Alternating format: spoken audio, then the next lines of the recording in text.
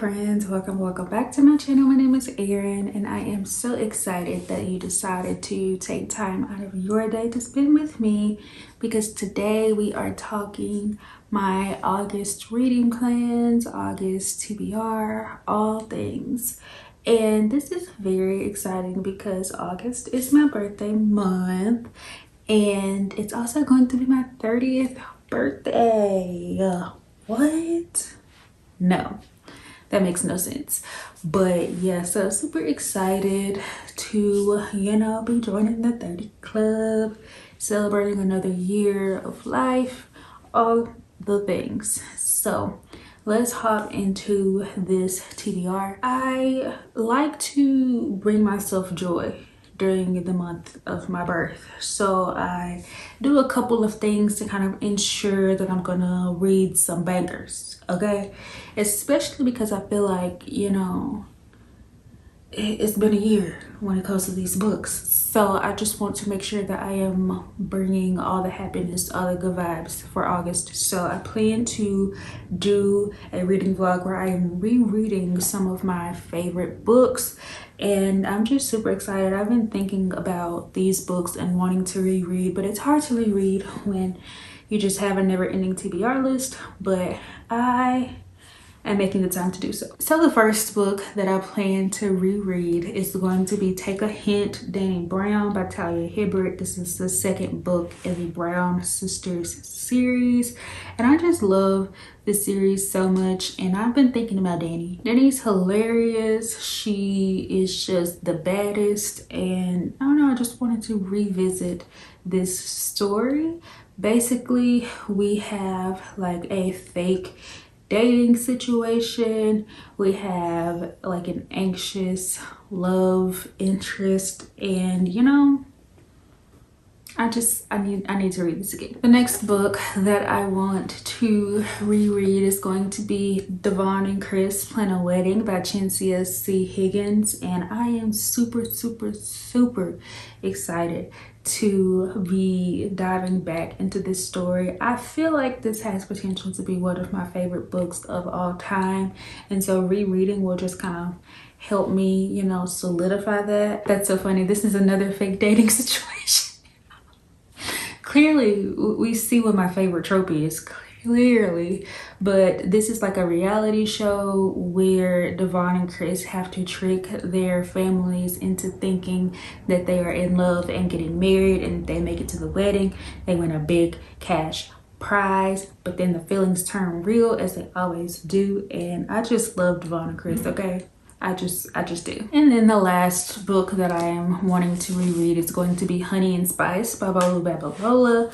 This is also one of my favorite romance books and couples, where we are following Kiki and Kai.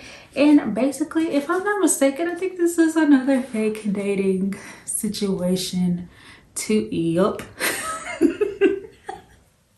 Yeah, very clear this is my favorite trope. But we're following Kiki, who is the host of Brown Sugar, which is a student radio show, and she's out here giving relationship advice to the girlies on campus. But then she finds herself in a compromising situation with a guy named Kai that she has basically talked a whole lot of crap about, and so they decide to fake date. And you know what happens in the fake dating situation. I'm really excited to read this because, if I'm not mistaken, Sweet Heat, which is the follow-up / sequel to this, is coming out in September. I am pretty sure that as soon as that hits my mailbox, I'm gonna drop everything and read it. So I wanted to revisit Kiki and Kai to, just be refreshed. Next up, I want to revisit some of the authors whose writing I just love. So I plan on rereading authors that I have already given 5 stars, because if you've already given me 1 5-star, odds are you can do it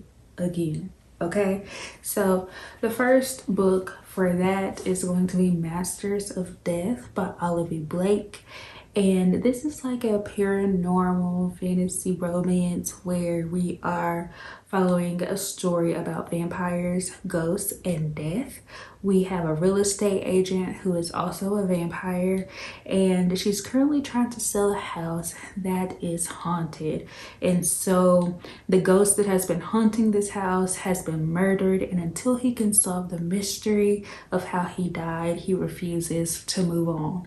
And that just sounds like mess and like something that I might need to be a part of. And eventually I do want to read all of Olivie Blake's books, so why not start with this one? Well, not start, but keep going with this one. And then I had to revisit my girl Rilzy Adams, because she is one of my favorite novella writers. I think I can say that. And so I want to read more from her. And why not try Birthday Shot? Birthday month, birthday shot. It seems like it makes sense.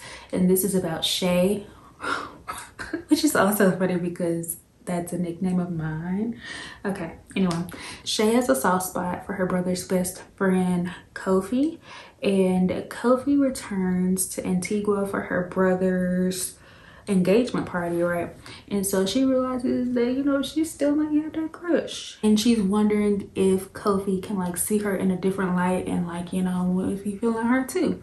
And so for Shay's 30th birthday, this is too meta. Okay, for Shay's 30th birthday, she wonders if maybe it's finally the time to shoot her shot.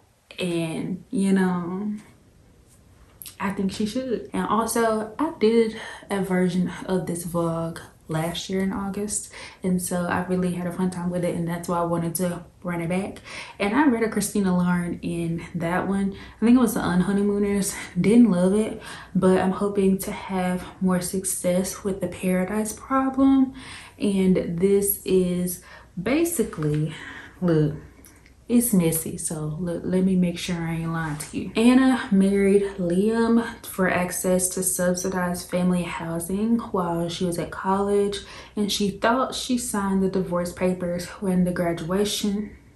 She thought she signed the divorce papers when graduation happened, and they both went on their merry way. But a few years later, Anna is a starving artist living paycheck to paycheck, and Liam, who goes by Wes, is a Stanford professor, and he is one of the 4 heirs to this big conglomerate. He has little interest in working for his family. He is interested in his inheritance, however, and because of this old clause in his grandfather's will, he won't be able to see a penny of this money until he has been married for 5 years. Okay, and look, just when Liam thinks that, you know, he is hit his 5-year mark, his family is like, we ain't even met this girl. Like, how you been married to her for all this time and we ain't never met her? So they meet up, and Anna is not the type of person that Wes's family sees him marrying, and it's just gonna be a whole bunch of mess and probably a lot of fun too, and it's just giving summer vibes. And you know, I'm ready to read it. The last book that I'm considering for this vlog, I have pre-ordered it, and it's supposed to come out next week at the time that I'm filming this, and that is A Mastery of Monsters by Liselle Sambury. And this is the first book in a dark academia young adult fantasy series about a teen who's willing to do anything to find her brother, even infiltrate a secret society full of monsters. Yeah, we love a school setting. We love Liselle Sambury's writing. You know, sounds like a hit. Can't wait to try it. I couldn't decide. I feel like I'm in like a romantic-y reading mood, but also like a romance reading mood as well. And I'm like, I don't know which one of these I'm actually gonna do, and it might end up being a combination of the two. But yeah. So if I do the romance reading vlog, here's some of the options that are just kind of speaking to me at the moment. First, we have Let the Games Begin by Rufaro Faith Mazarura. This is a book set against a sizzling hot Greek summer filled with sunshine and souvlaki. This is about Olivia, who has graduated from university and is doing whatever it takes to land her dream job at the Summer Games, being the Summer Olympics. And she has a new internship and she is trying to, you know, make it happen for herself. And then we're also following Zeke, who is the star runner of Team Great Britain. And he is more than ready to claim his title as the fastest man in the world, but his path to the finish line is looking bright despite his recent breakup with celebrated gymnast who is constantly making headlines. So Zeke and Olivia collide literally on the first day of training, and you know what happens. It's a romance. You know what happens. So I really want to pick this up because this is a very summery book, and if I don't read it in August, it probably won't get read until next summer, and I don't want to wait that long. Then we have the 7-10 Split by Karmen Lee. This is the first book in the Peach Blossom series, and basically it's like a rivals to lovers situation and centers bowling. And like, what? I have never read a bowling romance and then for it to be a sapphic black one at that. It just sounds like everything that I need. And so these two rivals, Ava and Grace, are expected to work together to build the bowling team or rebuild the bowling team at a school. And you know it's gonna happen. It's a romance. So yeah, really excited to try this because it's going to be something new for me. Next up is The Design of Us by Sajni Patel. And this is also a really summery book that I feel like if I don't read this month, it's going to have to circle around until next year. And this says, one impulsive lie leads to a week-long adventure of fake dating for two bickering co-workers in this swoony destination wedding rom-com. Bolu brings big UX energy to whatever she does, including going for a promotion where her only serious competition is her work nemesis, aka Sunny. She expected to get a reprieve from him when visiting her family in Hawaii, but the universe has other plans when Bolu runs into Sunny at the hotel and witnesses his ex criticizing him about being single. Bolu does the first thing that comes to mind. She claims to be Sunny's girlfriend just to get some peace and quiet. Except Sunny is on the island for a friend's wedding, and his ex has already texted the entire wedding party about the mysterious girlfriend. You know I love fake dating, clearly, and it sounds super cute. And lastly, for the romance books, we have Elevator Pitch by Evelyn Leigh. And basically, this is about Selah, who has created a list that has goals to force her out of her comfort zone, and so she enlists her neighbor Grayson, who exceeds all her expectations and has the potential to be the perfect hero for her story, except falling in love is against the rules and she should leave the house to find it. Grayson is a business-oriented divorcee who prefers long walks with his dog and to keep things casual in his love life.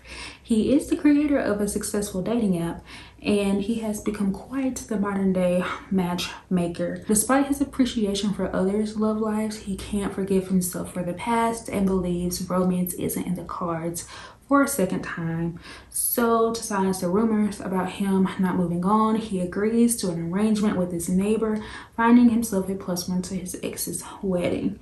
And Selah unknowingly challenges his views on casual dating and opens his eyes to a life beyond the office. Except falling in love is against the rules. Once again, fake dating. You know, I'm really easy to please, apparently. Throw in some fake dating and I'm always going to be there. Every time. And also, I just love a girl with a list, because Get a Life Chloe Brown is one of my favorites, and my good sis had a list too. So, you know, fake dating, throw in a little list, you got me. Now, if I decide to go the romantasy route, we have some options for that. The first one being Fallen City by Adrienne Young. This is supposed to come out in November, but I have an e-arc of this. And it is a young adult fantasy romance, and it says, in the great walled city of Isara, political turmoil ignites a rebellion 100 years in the making, but when a legionnaire falls in love with a magistrate's daughter. Their love will threaten the fate of the city and the will of the gods. And you know, this is a little different than the Adrian Young that I've read before. I've read The Unmaking of June Pharaoh and also Spells for Forgetting. So I'm kind of interested to see what she will do with this. Then we have For Whom the Bell Tolls by Jaysea Lynn. And this is about Lily, who is less than thrilled about her arrival to the afterlife, but what awaits her is more fantastical than she could ever have dreamed. Deities wait in line at the coffee shop, fae flit between realms, souls find ways to make death a beginning. As Lily explores everything the afterlife has to offer, she finds herself drawn to a place most people would rather avoid at all: hell. What she discovers there subverts everything she's ever learned, and Lily realizes the demons working at the gate to guide the souls needs help badly. Armed with years of customer service experience and pent-up sarcasm, Lily carves out a place for herself among the demons, confronting, sassing, and aiding the spectrum of humanity to redefine justice and redemption. A chance meeting with Belle, a demon general with a distractingly sexy voice, sparks an immediate and deeply healing friendship. However, the undeniable heat between them simmers, and it's only a matter of time before it combusts. Meanwhile, something stirs beyond the boundaries of their world, threatening to destroy everything they've ever known and everything that could be, unless they fight like hell to stop it. Sign me up. Next is Dragonheart by Abby Eaton. This is an enemies to lovers, forced proximity, FMC seeking revenge, dragons, magic, all the things. Okay, we'll follow Arla, who is a personal assassin to the king, who doesn't believe in the gods and their dragons, who once served the people, not after they abandoned her when she needed them most, but when shipments start going missing and the kingdoms begin to crumble, they may be the only ones who can help. Forced into working with the arrogant yet unmistakably handsome ambassador of the kingdom that killed her parents, Arla must place her hatred for Hark to one side as they journey across kingdoms, dining with royalty, inviting in taverns, and make an alarming discovery that shatters her heart and forces her to question everything and everyone she knows. We love dragons, and we love an enemies to lovers. Then we have The Rose Bargain by Sasha Peyton Smith. I think that my library hold for this will come in this month, and this is a heart-pounding romance, vicious competition with beautiful, cruel fae. Let's see. Every citizen of England is granted one bargain from their immortal fae queen. High society girls are expected to bargain for qualities that will win them suitors, a rare talent for piano in exchange for one's happiest childhood memory, a perfect smile for one's ability to taste. But Ivy's debut season arrives with a shocking twist, a competition to secure the heart of the queen's fae son, Prince Bram, whatever, a prize that could save Ivy's family from ruin and free her sister from the bargain that destroyed her. Yet every glittering fae deal has a rotting heart, and at the center of this contest is a dark plot that could destroy everything Ivy knows. Next we have Living Legend, which has been on too many TBRs at this point, and I just need to get it read. There's no reason why I haven't read this book, okay? I just don't know what's going on. But this is, let's see, about Dani, who was groomed by Lilith herself, who has long been spreading horror in the murk of purgatory. She never asked to be summoned to Heaven's Gate and never expected to be charged with the stubbornly attractive angel Nicholas as her partner. Though with a face like his to look at, Dani isn't about to complain. The lines between good and evil are shifting. Dani discovers that lurking in her familiar darkness are secrets that she would never have guessed at and doesn't understand. Now she must ask, who is a demon supposed to trust? Nicholas is a sentry angel yet to see actual combat, so it comes as a surprise when he's summoned by the highest angelic executive. The bigger shock is being forced to rally together with an alluring demon he can't get out of his head. But as allegiances are tested, Nicholas discovers a lot is hiding between the boundaries of good and evil. Side by side, Nicholas and Dani must fight the unknown in whatever form it takes. And then Shield of Sparrows by Devney Perry. Everybody's been reading this and I just am tired of feeling left out. But Shield of Sparrows is a slow burn, high stakes romantasy, and it's where enemies become lovers, monsters stalk a cursed realm, and a forgotten princess finds the strength to tear off her crown and become the warrior she was never meant to be. Good for you, sis. And lastly, we have The Desert Heiress by Shoshana Rain, and this is the first book in the 7-Star Empire series. It is a slow burn MMMF why choose second world fantasy with steamy scenes and a guaranteed HEA at the end of the series. And look, this sounds messy. We have Liz, who is trying to best her 3 rivals, and each one of them want to court her and control her. But, you know, she decides that she must learn if she can trust them or if she must cut them down before they do the same to her. And what better way to do that than a relationship? So yeah, we gotta see what happens with that. That sounds messy, and we know I love some mess. And then I want to start on my next cover color challenge video, and so I think the color that I would go with next would be purple. And so here are some of my options for purple books to read for that video. First up, we have The Ornithologist's Field Guide to Love by India Holton. And this is what does it say? Words. Rival ornithologists hunt through England for a rare magical bird in this historical fantasy rom-com reminiscent of Indiana Jones, but with manners, tea, and helicopter parasols. And I've been meaning to read this. I feel like it's another one of those that if I don't read it soon, it's gonna have to wait until next year because it just gets summer. And I don't even know if that's correct or not, but that's just what I get from this. So then we have The Never List by Jade Presley. 4 princes of Lumathis need a mate and everyone wants a chance except for her. Threatened by invaders, the kingdom of Lumathis? I don't know. It's on the verge of chaos and no one can stop it unless the 4 immortal god princes find their fated mate and safeguard the throne. Lumathis will fall. 5 women have tried, 5 have failed, and tonight in the royal city, the princes need to find their chosen and hope she can survive the transformation that will make her immortal.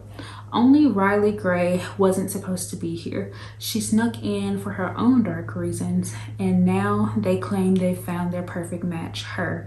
Of course, they have no idea she's concealing a secret big enough to damn them all. The 4 princes have no choice.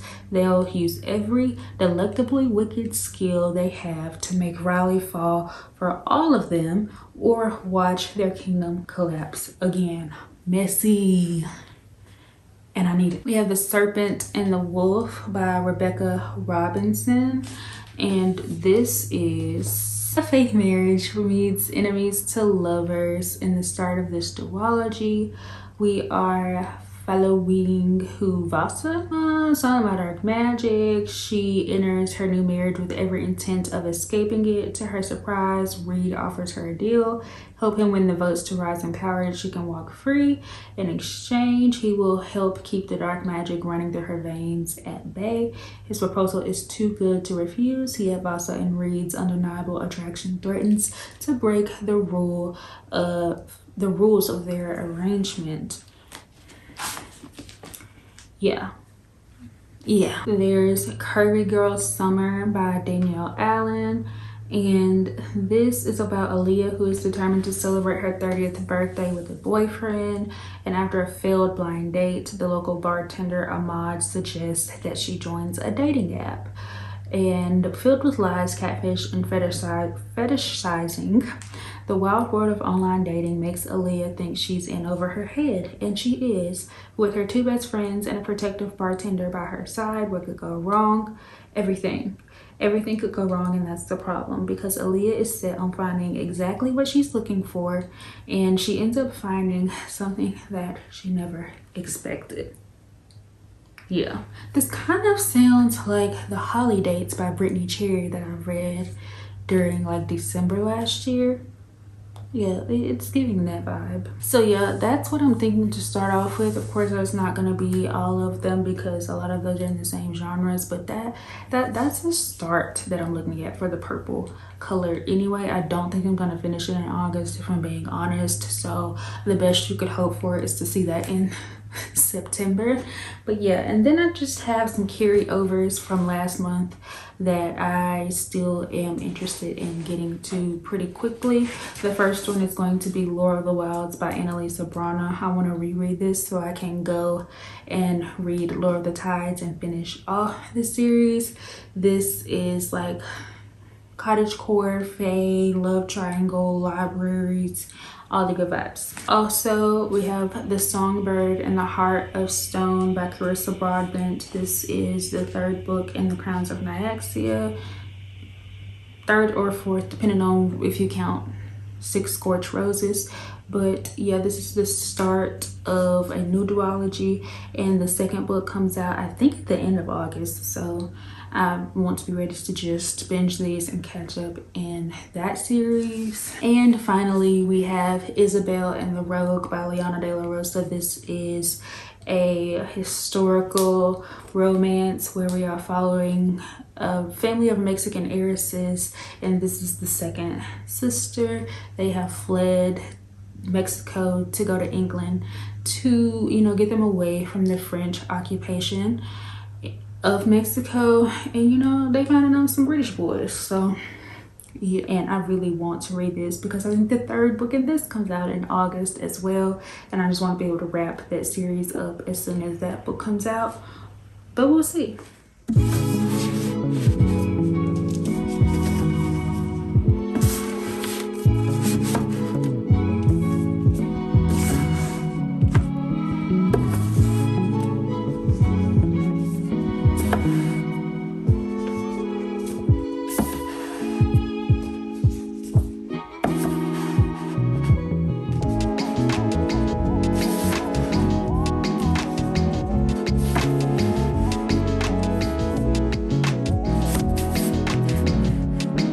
And that is all of the books that I am hoping to read in August. That's actually a lie. I'm not hoping to read all of them. Those are all of the books that sound good that I might want to pick up in August. Let's put it that way. So yeah, super excited. Can't believe we're already in August. I'm really ready for fall though. We've been in a heat wave, and friends, that's not fun. That's not fun. But anyway, thank you so much for watching this video. Thank you for liking, commenting, sharing, subscribing, anything that you do to support me and my channel. It is very much greatly appreciated. I hope that you have the best day that you possibly can. Remember to take care of yourself, and I will catch you in the next